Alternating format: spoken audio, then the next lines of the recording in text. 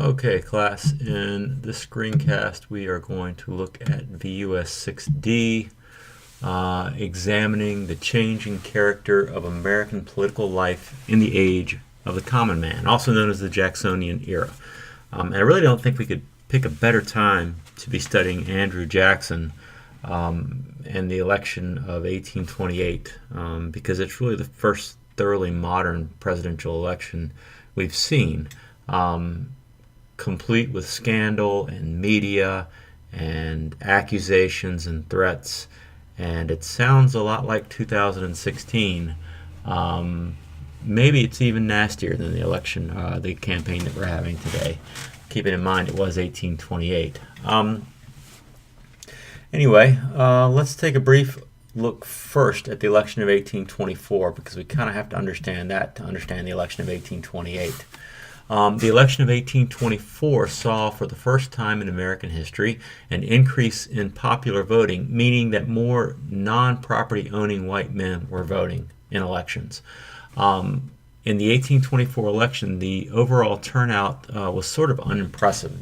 Even though more men could vote, not many people voted. In Virginia, for example, the white population was around 625,000 people, but only 15,000 men voted in Virginia in 1824. The election of 1824 is also significant because the Federalists had no candidate. They had basically split up really after the War of 1812, if you remember back from the last screencast. While the Democratic Republicans saw 5 individuals competing for the nomination. There was William H. Howard, Henry Clay of Kentucky, John C. Calhoun of South Carolina, John Quincy Adams, and Andrew Jackson. The outcome of the election was very close. Andrew Jackson was the winner of the electoral vote. In other words, he won more votes in the Electoral College than any of the other competitors, any of the candidates. Jackson ended up with 99 electoral votes. He was followed by John Quincy Adams, and that name might be sort of familiar to you because he was the son of the second president, John Adams, and he was also James Monroe's Secretary of State. If you remember back to the Monroe Doctrine, we talked about that in the last screencast. Actually, that had been written by John Quincy Adams. Anyway, John Quincy Adams captured 84 electoral votes. John Crawford had, I think, 40 or 41. And Calhoun and Clay, I think, had even less than that. It would seem that Jackson won because he had most of the electoral votes. However, in order to win the presidency, a candidate must win a majority of the votes cast in the Electoral College. And since 99 votes in the Electoral College did not constitute a majority, actually no candidate had a majority. And when this happens, the Constitution tells us that the election is decided by the House of Representatives, and that it will go to one of the 2 top finishers. In this case, it was either Jackson or Adams. Well, Henry Clay happened to be the Speaker of the House at the time, and he did not like Andrew Jackson at all. So in Congress, he is going to strike a bargain with a group of congressmen from New England, and they are going to give the election to John Quincy Adams, the New Englander, even though he finished second place. Well, you can imagine Jackson was outraged, and his supporters were pretty upset as well. And they called Clay's action in the House of Representatives a corrupt bargain. And in fact, it's been called the corrupt bargain ever since. When you go to college, you'll spend some time studying the corrupt bargain. It's very interesting. I wish we had more time for it here. Anyway, Jackson and his supporters will go on to criticize Henry Clay and John Quincy Adams as what they called Washington insiders, who used their political skills to gain advantages for those who had the right connections. And does that sound kind of familiar? That sounds sort of modern, doesn't it? That could be like 2016. We hear about this all the time. This is where the idea of the political outsider, which is really what Jackson wanted to be, I guess I guess he was. Maybe that could be a little questionable. But he wanted to be seen as the political outsider. This is where it becomes popular in American politics. It goes all back to 1824 or maybe 1825.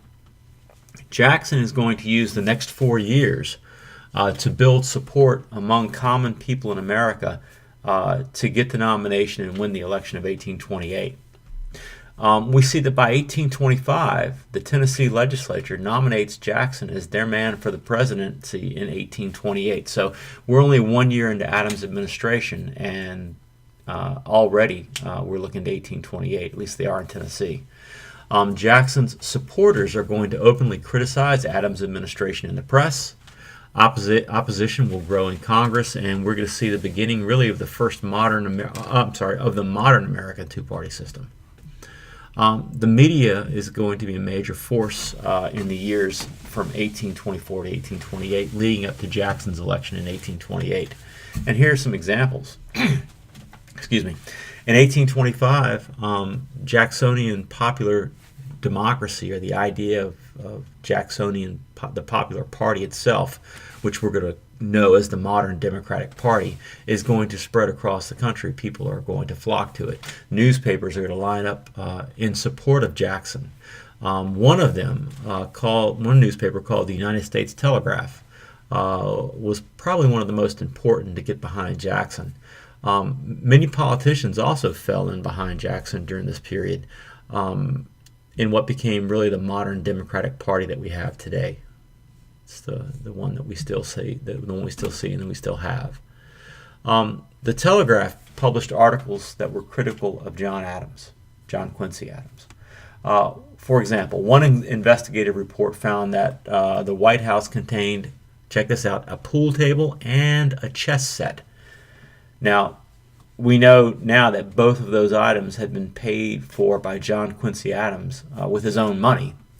A senator from North Carolina who opposed Adams demanded to know in public, in the press, what right President Adams had to spend the public's money on gambling furniture. The story ran all over, including up in New England, in the Telegraph, and it outraged people, and it caused people to question Adams, and it also caused, especially in New England, people to get upset at Jackson and those who supported him. But the Telegraph wasn't finished. Soon after the pool table article was published, the Telegraph ran an article by a guy named Isaac Hill, check this out, who accused Adams of providing the Tsar of Russia, Tsar Alexander I, with an innocent young girl, and claimed that John Quincy Adams, was a pimp. And that was in the press. Can you believe that? Papers loyal to John Adams shot back. The National Journal, for example, published an article that called Jackson's mother a common prostitute and claimed that she'd been brought over from England by the British Army. It went on to say that she had married a mulatto man, and mulatto is a derogatory term for a biracial person, in this case, part European, part African, who had several children with this man, one of which the article claimed was Andrew Jackson. And Andrew Jackson, of course, was outraged over this and was ready to fight a duel to the death with anyone that he could pin this story to. I think he suspected Henry Clay and probably John C. Calhoun.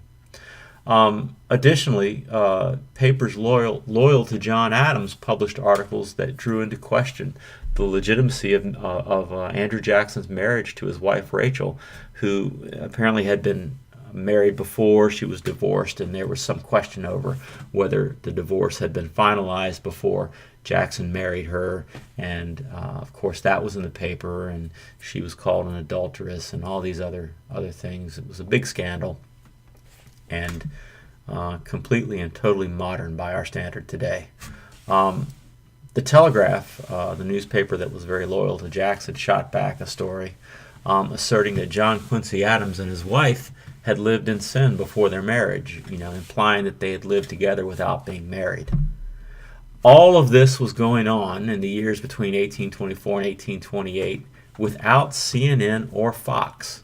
that's really amazing, because we think of today, well, that's how politics works today, and that's how the media works today. But no, we have a long history for it, and apparently a big appetite for that sort of reporting in this country. I think I'm sorry to say. The presidential campaign of 1828 also saw the first leak to the press, and as well as the first campaign posters and the first campaign buttons, all in 1828. Well, you should know that Jackson's appeal to the common man, that means the working man of this country, made him a very attractive political candidate to the masses of men who could now vote. Up to 1828, all of our presidents had been members of the upper class of American society. We could even sort of think of them as like an American aristocracy. But Jackson wasn't a member of that class. He'd grown up poor and built his reputation as an outstanding general in the War of 1812. And I think that also helped him portray himself as a political outsider. He was not a member of that elite class. During the 1820s, he was the first major political figure to really call for and believe in and support a government based on the popular will of the people. Now, if you think back a few weeks ago, we studied John Locke, and John Locke said that governments get their authority from the people, and Jackson believed that, and so he thinks a government that's based on the will of the people, the popular will, would be the best government to have. He believed that residence should be really the only requirement for an adult white man to vote. Up to this point in time, up into the 1820s, voting was really reserved to wealthy, property-owning white men, really men of the upper class. No one else could vote.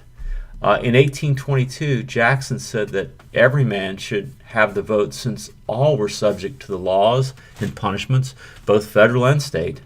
So they of right ought to be entitled to vote in making them. In other words, Jackson said that all men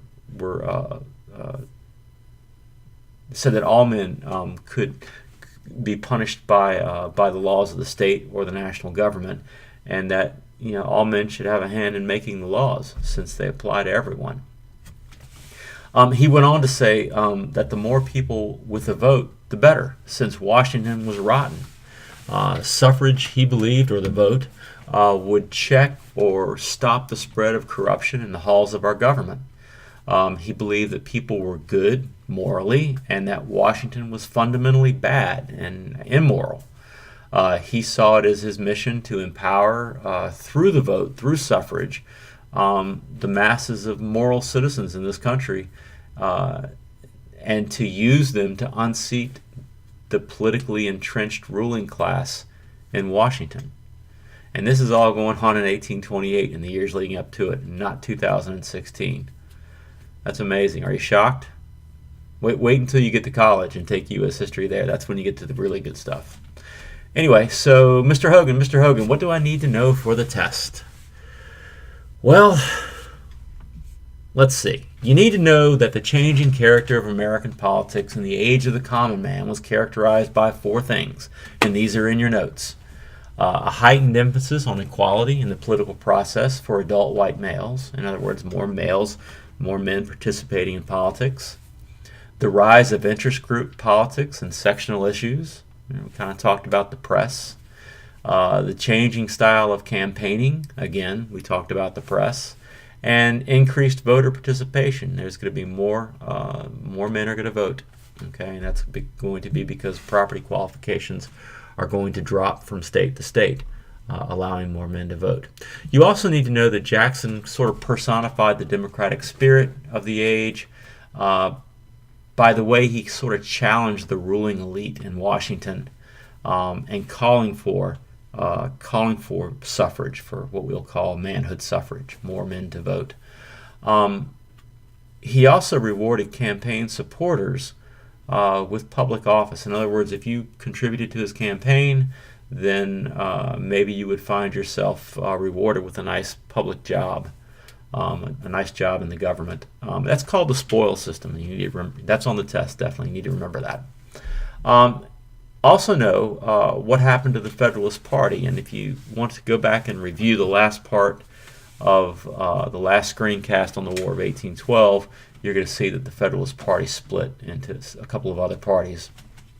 And you need to know that for the test. Let's see, what do I want to close with here? Oh, the main source of information really for a lot of this background stuff on Jackson, I got from Paul Johnson's A History of the American People, an awesome book. You can get a copy at Amazon, or if you're nice, maybe I'll let you borrow mine. Shoot me a message on Remind if you have any questions about anything we covered in the screencast, and I will see you in class.